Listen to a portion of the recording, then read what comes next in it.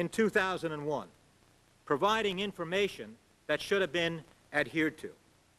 After the attack of September 11th, we engaged in a direct attack, of course, on the Taliban and al-Qaeda in Afghanistan. And that attack, of course, was very successful. It disrupted the Taliban. It put in a new government in that country. But also it did something else, which is extraordinarily interesting. That military invasion of Afghanistan failed to follow up on bin Laden and allowed him to escape up into the Tora Bora Mountains. And that escape was provided by, most directly, by the Secretary of Defense in his direction to pull our military forces back and not follow up on that attack.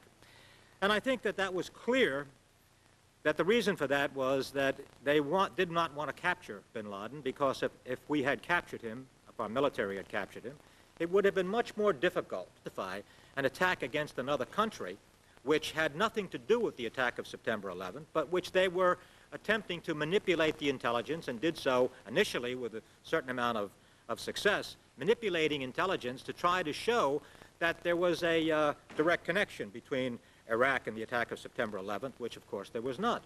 And then they went on to say that there were weapons of mass destruction in Iraq, and that those weapons of mass destruction were threatening the safety and security of the United States and other countries, and we should act against that in the form of an invasion.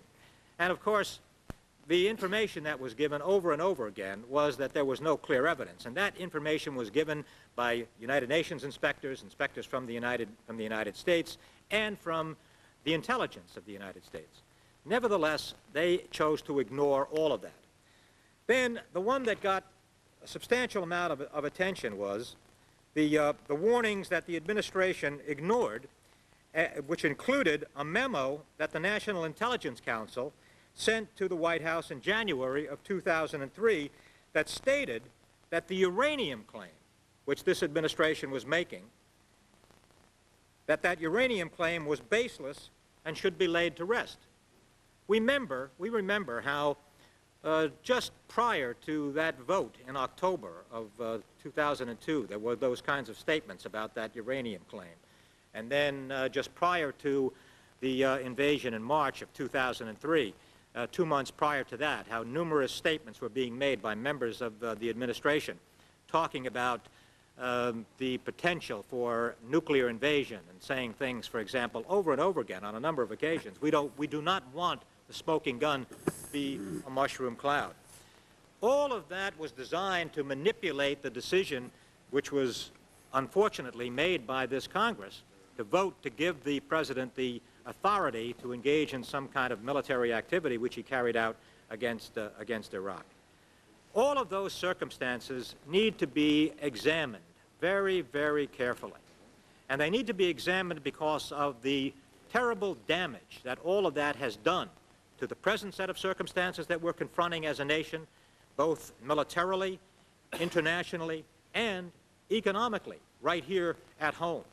And the danger that it offers and really opens the door for, in the future, for other presidents to engage in similar kinds of activities, which would put this nation once again, not only in physical danger, but in the danger of eliminating the basic provisions of the Constitution of the United States and undermine the democratic principles of our country, which need to be sustained.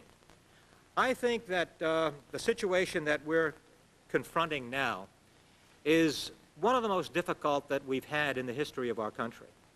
And the word impeachment has been mentioned over and over again by members of the Judiciary Committee on a number of occasions, and again this morning. And I think, frankly, that based upon all of the things that this administration has done, it is probably the most impeachable administration in the history of America because of the ways in which it has clearly violated the law. I think they get your message. One of the most clear examples of that is the State of the Union address in January of 2003.